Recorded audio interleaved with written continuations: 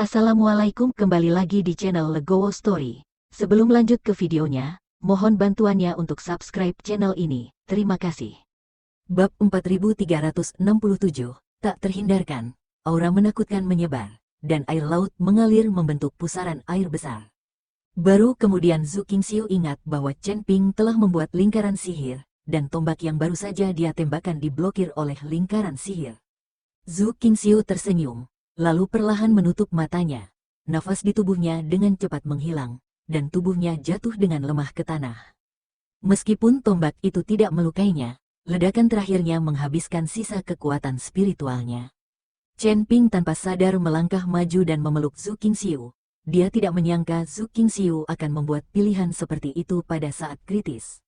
Anda harus tahu bahwa dia dan Zhu Qingxiu bukanlah saudara atau teman, dan keduanya tidak bisa dikatakan memiliki persahabatan apapun. Tapi Zhu Qingxiu secara tidak sadar memilih mengorbankan dirinya untuk menyelamatkan Chen Ping. Memegang tubuh Zhu Qingxiu dan melihat topeng yang jatuh, wajah Zhu Qingxiu yang terbakar tidak lagi jelek di mata Chen Ping. Jangan khawatir, bahkan jika aku pergi ke dunia bawah, aku akan menyelamatkanmu. Mata Chen Ping penuh amarah. Dia tiba-tiba mengangkat kepalanya. Lingkaran sihir yang baru saja dia buat seperti bom nuklir, meledak dengan sinar cahaya yang tak terhitung jumlahnya. Sinar cahaya ini melesat langsung ke langit. Ningzi mengerutkan kening di udara, dan seluruh tubuhnya terbungkus dalam cahaya ini. Ketika cahayanya menghilang, para pembudidaya iblis yang terlempar juga terbang kembali, tetapi laut mati sudah tenang. Ningzi menatap ke laut mati dan mengepalkan tinjunya erat-erat. Sialan, biarkan mereka lari. Dia tidak menyangka formasi yang dibuat oleh Chen Ping akan begitu kuat rusak. Tetapi saat formasi itu meledak, saya bahkan tidak dapat mengamatinya. Chen Ping memanfaatkan kesempatan ini untuk melarikan diri bersama Zhu Qingxiu. Ada begitu banyak dari mereka. Tetapi mereka masih membiarkan Chen Ping melarikan diri. Ningzi hanya bisa mengertakkan gigi. Ini adalah saat terdekatku untuk membunuh Chen Ping sejak datang ke alam surgawi. Ini semua kesalahan wanita Zhu Qingxiu itu. Jika dia tidak melawan dengan putus asa, menurutku Chen Ping tidak akan melakukannya.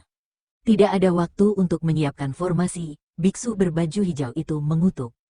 Tapi apa yang dia katakan benar. Jika bukan karena Zhu Qingxiu berusaha mati-matian untuk menunda waktu, Chen Ping benar-benar tidak akan bisa membuat lingkaran sihir.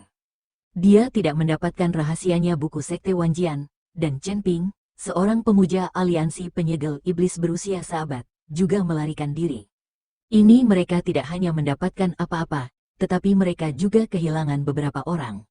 Maka Zhu Qingxiu tidak akan hidup lama, dan bahkan jika Chen Ping melarikan diri, dia tidak akan bisa melarikan diri terlalu jauh.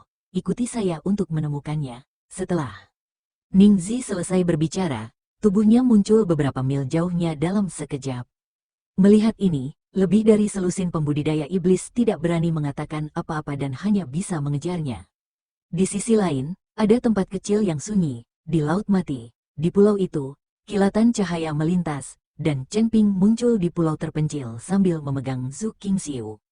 Dia membawa Zhu Qingxiu dan melakukan langkah api satu demi satu, membuat Chen Ping sedikit terengah-engah. Cepat, dia bisa bergerak beberapa mil dalam satu langkah, tetapi konsumsinya juga besar. Chen Ping memandang Zhu Qingxiu dalam pelukannya, wajahnya sangat serius, melayang di ambang kematian. Chen Ping menemukan tempat datar, dan kemudian meletakkan Zhu Qingxiu di pelukannya. Namun meski begitu, Zhu Qingxiu masih memegang erat buku rahasia selip giok dari Sekte Wanjian di tangannya.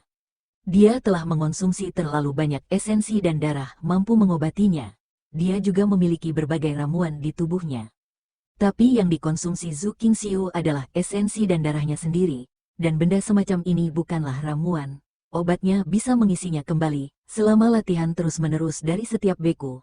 Dapat dikatakan mewakili kehidupan setiap beku, mengkonsumsi saripati dan darah sama dengan mengkonsumsi nyawa. Begitu banyak beku kecuali jika benar-benar diperlukan, Anda tidak akan dengan mudah mengkonsumsi sari darah Anda sendiri. Bab 4368, Urin sebagai pengantar. Chen Ping dengan lembut memegang tangan Zhu Qingxiu, dan aliran kekuatan spiritual terus menembus tubuh Zhu Qingxiu.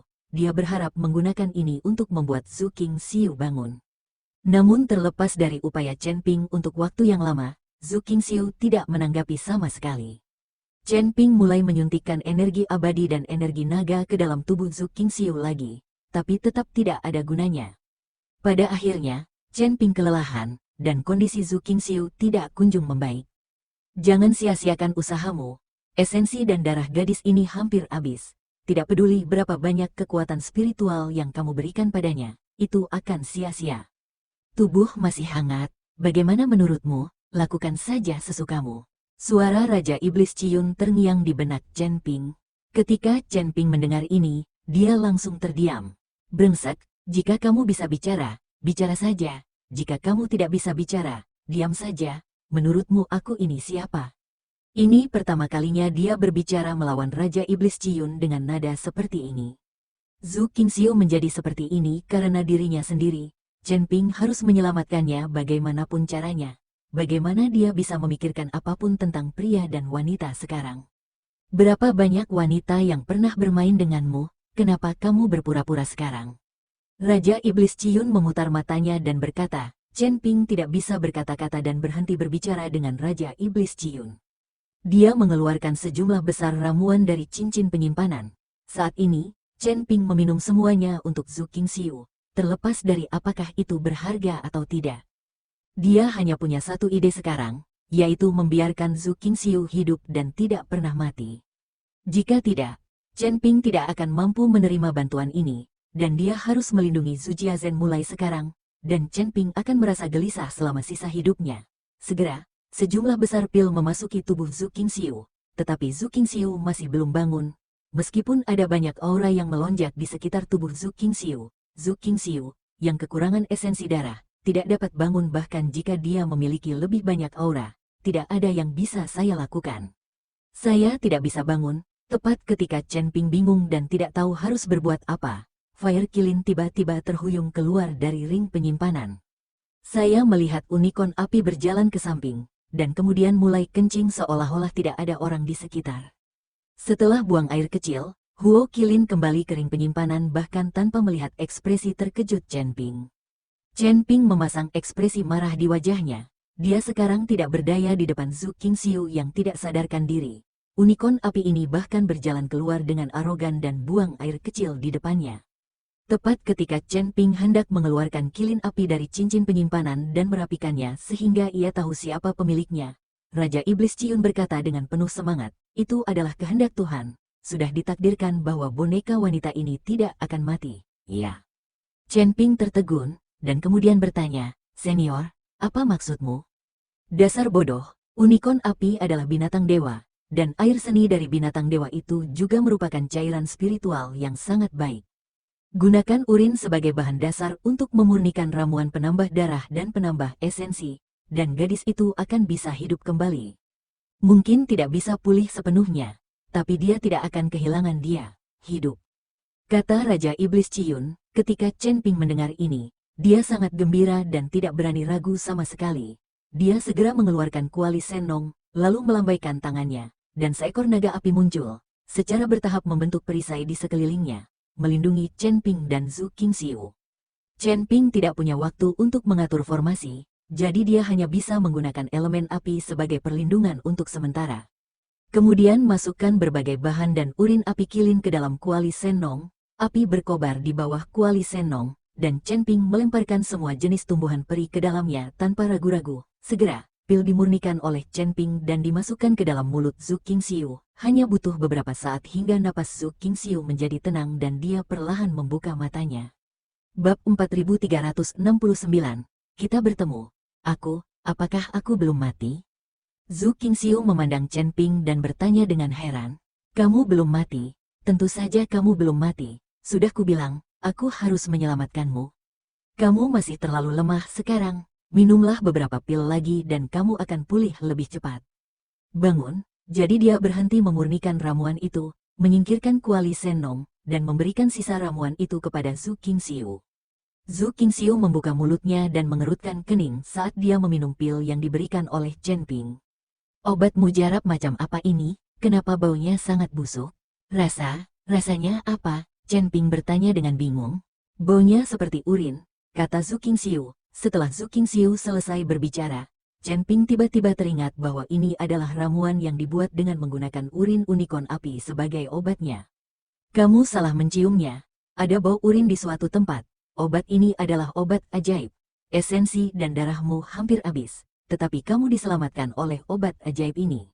Chen Ping buru-buru menutupinya dan berkata, ketika Zhu Qingxiu mendengar ini, dia tidak lagi meragukan apapun dan meminum semua pilnya. Setelah istirahat sejenak, meskipun Zhu Qingxiu masih sangat lemah, hidupnya tidak lagi dalam bahaya. Selama dia pulih perlahan, cepat atau lambat dia akan dapat kembali ke puncaknya. Karena kamu baik-baik saja, ayo pergi dan tinggalkan wilayah Laut Mati untuk saat ini, jika tidak, akan merepotkan para pembudidaya iblis itu untuk mengejarnya. Chen Ping mengambil Zhu Qingxiu dan kemudian melompat. Zhu Qingxiu berada dalam pelukan Chen Ping, merasakan suhu dada Chen Ping, dan jantungnya berdebar kencang. Ini adalah pertama kalinya dia dipeluk oleh pria seperti ini, dan juga pertama kalinya seorang pria melihat tubuh telanjangnya. Chen Ping menggunakan slip giok untuk menghubungi Ji Yun dan mengetahui bahwa Ji Yun dan yang lainnya masih menunggunya di kota kecil di tepi Laut Mati. Jadi Chen Ping membawa Zhu Qingxiu dan langsung menuju ke kota kecil itu, terbang di langit. Hampir 2 jam kemudian, Chen Ping akhirnya melihat benua timur, dan ada sebuah kota kecil tidak jauh dari Laut Mati. Meski kota kecil, hanya ada puluhan rumah kayu dan beberapa pedagang yang berbisnis. Chen Ping segera menemukan Ji Yun dan yang lainnya. Ji Yun, Zhu Qingyu, dan Paman Liu telah menunggu Chen Ping. Selama periode ini, Ji Yun mencoba berkali-kali untuk menghubungi Chen Ping menggunakan slip giok, tetapi tidak dapat menghubunginya sama sekali. Hal ini membuat mereka bertiga sangat cemas. Chen Ping masih berada di bawah laut pada saat itu, jadi wajar jika dia tidak dapat dihubungi melalui slip giok. Tepat setelah Chen Ping membawa Zhu Qingxiu dan mendarat di halaman tempat Ji Yun dan yang lainnya menyewa, Zhu Qingyu dan Liu Bo tercengang. Karena mereka sekilas mengenali Zhu Qingxiu, meskipun wajah Zhu Qingxiu setengah rusak, mereka masih mengenalinya secara sekilas. Bagaimanapun, mereka adalah orang-orang yang paling dekat satu sama lain. Kakak, Zhu Qingyu bergegas menuju Zhu Qingxiu dengan ekspresi tidak percaya di wajahnya. Zhu Qingxiu membuka tangannya dan memeluk Zhu Qingyu dengan erat. Kedua saudara perempuan itu berpelukan dan menangis. Mereka tidak bertemu satu sama lain selama bertahun-tahun. Paman Liu juga menangis. Dia melangkah maju dan berkata, "Nona, ini benar-benar Anda. Keluarga saya telah memikirkan Anda begitu lama." Kemudian sekte Wanjian dihancurkan, dan semua murid sekte tersebut melarikan diri sampai mati. Dan kemudian Chen Ping berkata, "Ayo kembali ke kamar dan mengobrol, agar tidak ketahuan, kita dikejar oleh lebih dari selusin pembudidaya iblis." Ketika Chen Ping mengatakan ini, Liu Bo dan Zhu Qingyu ada kaget dan buru-buru membawa Zhu Qingxiu pergi. Chen Ping menyiapkan formasi penyembunyian di sekitar ruangan untuk menyembunyikan aura semua orang di dalamnya. Terima kasih telah menonton video ini. Jika Anda menyukai videonya, silahkan like dan share. Jika ada kritik dan saran, silahkan tuliskan di kolom komentar. Wassalamualaikum.